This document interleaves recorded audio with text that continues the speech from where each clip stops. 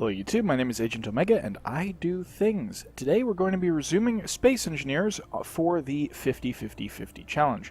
Now, I am starting a little bit in media res because I wanted to kind of figure out like what I wanted to do this time around. I can see a couple of wolves going on over there, so I might take them out. But basically, this is where we left off last time. We had a bit of a slope here, and I wanted to eventually just kind of build up a little bit more and build like an archway, and that would be our garage. But I'm starting to think maybe I just want an outdoor garage because that would be less complex base-wise. And then I can build out like a launch pad for our space vehicle later. So that's where I'm thinking for that. Also, there is one thing that I very much wanted to get your opinion on. So if I've done this correctly, there's going to be a poll on the screen right about now, and if I haven't, then you can just leave your response in the comments section. But I was giving it some thought, and the last Space Engineers video was kind of slow. It was, you know, basically just really rambly and very little time compression going on. There was a lot of grinding of blocks like I'm doing right now, and I was thinking to myself, well, why is it that Minecraft Let's Plays, including my own, and like creative games and stuff like that, why do they feel like more enjoyable to watch or more enjoyable to play? And the thing that I sort of came up with is that with Minecraft, you know, you're instantly placing blocks, and it takes a little bit of time to destroy them in most cases, but it's a lot faster paced. So in Minecraft, as long as I have the resources, I can build a structure incredibly quickly. Whereas in Space Engineers, you know, I need to grind stuff down like this. I need to weld it all back up together. So what I'm thinking, because I really don't want to get burnt out on this, I do actually want to continue this survival challenge. I'm wondering, and this is all up to you guys, should I turn up the welding and grinding speeds? Because I think that will make it just a lot more enjoyable. It'll sort of speed up the pace of the game, and I'll still be constrained by resources. So it's not going to be like a creative mode where I can just instantly build things willy-nilly however I feel like it. I can't recall. Oh, yeah, I put that there, so I'm going to just leave that there for now. But basically, that's my question to you guys, and I'm going to continue grinding, so I'll see you in a little bit. Hey guys, so it looks like something fortuitous has happened. I was laying out the structure for this 10x10 platform that's going to end up being our garage, etc., etc. And then up here is going to be our base, when all of a sudden, this unknown signal touched down about a kilometer away. So I think I'm going to go for it. I'm reasonably sure the wolves won't attack me, and even if they do, I think I still have my gun on me. So we are going to head off in that direction, and I will flash back once we are there. Alright guys, here we are at the unknown signal, so I'm going to try and locate the button on this thing, although this looks different than the one I found last time. So maybe I need to grind something open? Or maybe I just need to nudge it around a bit? There was definitely a button. Cargo container. Let's see what's in here. Welder, some uranium, that's not bad. We'll take these components and we'll grind down the rest of it shortly. Actually, I'm going to start at the corners because I feel like I'm missing something.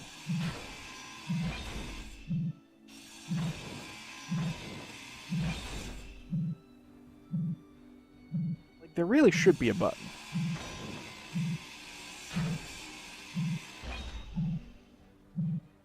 Just gonna roll. Oh, there it is. Yep. Okay.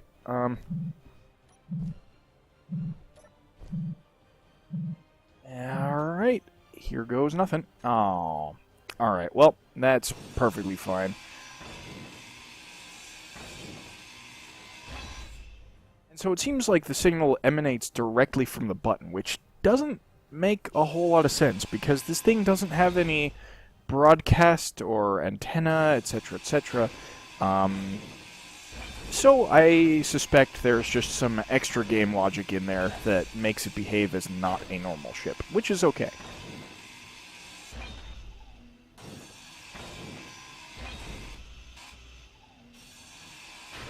Alright, we are just about done here. And then we'll head back to base. It's a really good thing that these things drop, because they also drop a small amount of, like, uranium and stuff, and that's just really good for us. Okay, so we've got the parachute hatch. The thing that strikes me really funny about the parachute hatch is that there aren't, like, fabric components or whatever in this game, so your parachute is somehow made entirely out of metal. And oops.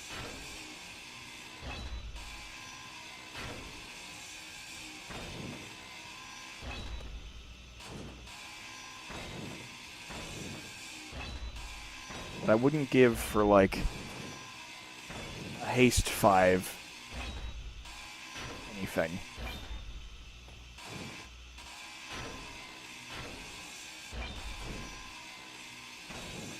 Or is it efficiency 5, haste 2? I don't remember.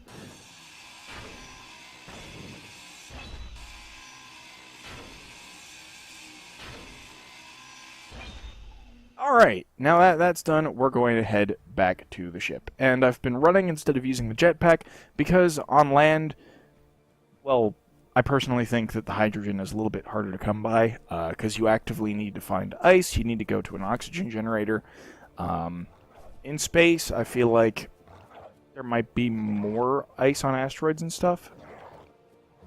Okay, that could have been worrisome.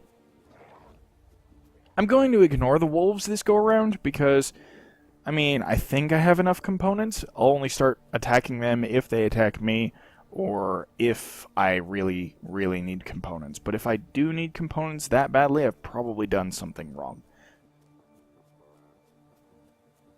Anyway, we'll rejoin at the base. Okay, guys, the wolves have actually started moving around. That is something that didn't happen before. So I have the feeling that whatever prevented them from attacking me has stopped. So I may actually need to start worrying about nighttime survival. And, well, the sun's about to go down. So that's just great.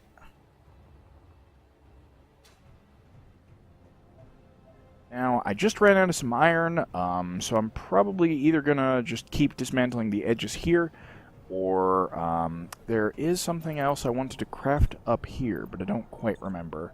As for the base plans, I'm just going to do the platform like I said, and then later on, maybe what I'll do is I'll add, like, some roofing, because meteor showers are still theoretically a thing here. I haven't seen any since I've been on this session, but that doesn't mean they don't exist. So I do kind of want to put a roof over whatever vehicles I have in there. The other problem is that if I want to put a flying vehicle in there, I don't really have any kind of deterrent until I get guns. And that might be just a little bit more costly than I can stomach right now. So I'm going to keep grinding down the ship, and I will see you in the next clip.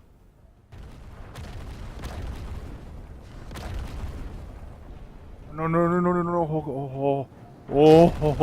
Oh, man. Oh, man. Oh, man. That was quite the near miss. Holy cow. Okay. Yeah. I'm definitely going to want guns. Like, automated turrets. Really, really soon. I'm reasonably sure that one is heading directly for my power source.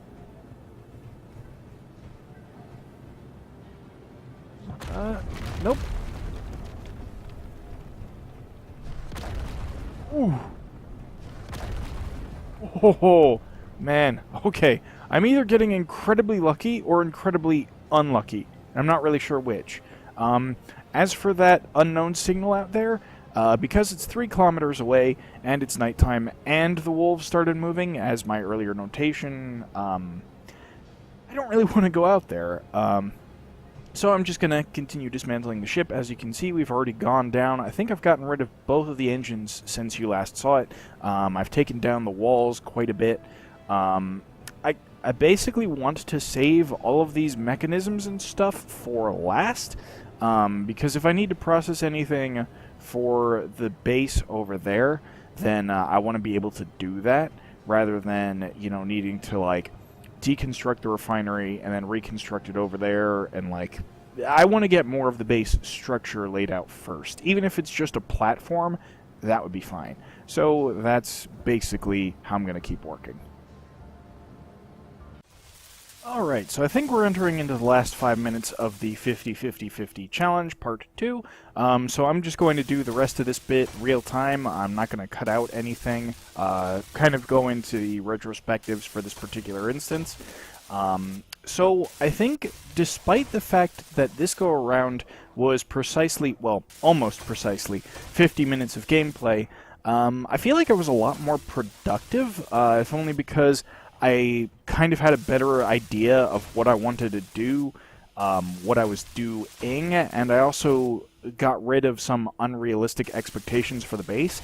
Now, we are still going to have some, like, really cool shaping and design work and stuff, based upon some other things that I've seen in the past, but I don't think that for a survival world, especially where it's just me, I really need to have, like, an indoor garage with, like, actual bulkheads that come down and stuff. That just seems like a bit of overkill, so like I said, I think just the platform will do. And we have gotten mostly lucky with the meteor strikes. There was that one time during last episode where it hit the platform directly and set us back some progress. But, actually, speaking of progress, so this is a 10 by 10 platform, and I've only got 8 blocks left, so that is pretty darn fantastic. And this is going to be where I park all my cars and stuff. I am going to have, like, sort of a smaller structure, like, right out back here, and that's just going to be my base. I don't know what I'm going to put in it besides, like, the usual refineries and stuff, so I may have, like, a lot of good infrastructure going on in there. I am going to go for solar panels because I like the idea of not being reliant on uranium, at least down here on the ground. Want to try and conserve as much of that as possible for getting to space. I have mostly demolished the ship at this point. I think there's only a small layer of iron down at the bottom that serves as basically a platform, and all of the functional stuff. So I probably am going to deconstruct some of the parts that I have in here, because I do need more iron plates. I have been using a lot more iron than is probably strictly necessary, and I have a feeling that I'm going to end up needing to search for resources when I do leave the planet. So that's going to be a little bit of a difficult hike. Hopefully there are some ores around us. I know I put the ore detector, or there was already an ore detector somewhere on the ship, and it didn't seem like there was anything nearby. So that's just a little bit disappointing. I am going to keep the antenna. Yeah, I am going to keep the antenna for now. I'll probably just put a beacon on the base, because I don't really think we're going to need to remote control that for any reason. But yeah, I think progress is really, really good. The next steps is going to be, as I said, deconstruct some of those materials, and then actually plop the base down around here-ish. And my kind of vision for that is we're going to have, like, a door right around here. We're going to have some stairs going up the inside of the door. And then there's just going to be, like, another platform that'll extend out just a little bit. And we're going to try and put as much of the stuff on the inside as possible because, again, meteors, and I don't have guns yet. And I believe that takes us up to 50 minutes. So, I hope you guys enjoyed this video. If you liked it, please leave a like. Oh man, that's awesome. Anyway, I hope you liked it. If you did, please leave a like. If the pop-up didn't occur, please let me know in the description or in the comment section if you want me to turn up welding speed and grinding speed, because I think that'll be more enjoyable for the both of us.